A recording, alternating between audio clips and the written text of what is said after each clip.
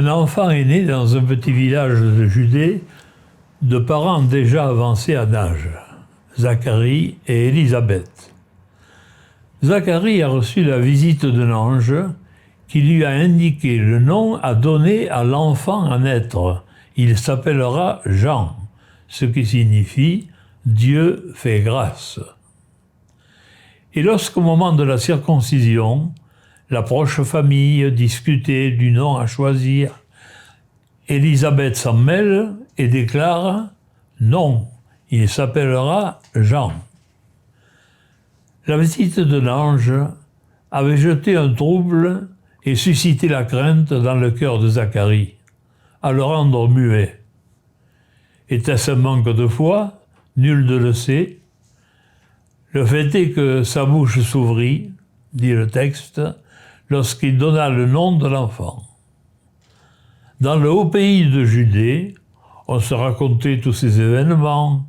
Tous ceux qui les entendaient se demandaient « Que sera donc cet enfant ?» car ils constataient que Dieu était avec lui.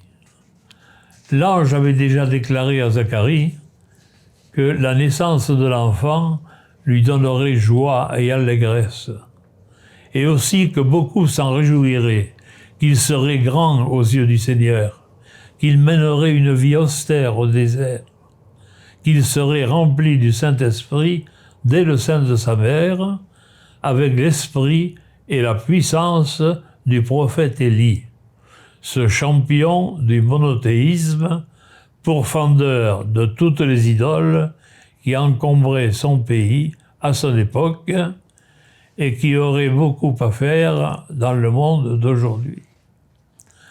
Jean-Baptiste donna l'ultime témoignage de sa foi et de son courage dans le martyre qu'il subit sur ordre d'Hérode.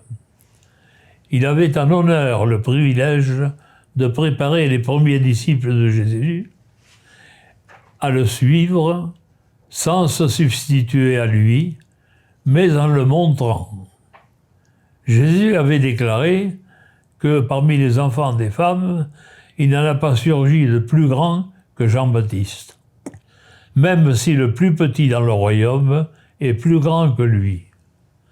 Car lui n'est pas Jésus, mais seulement celui qui ouvre la route et qu'il n'est même pas digne de déchausser.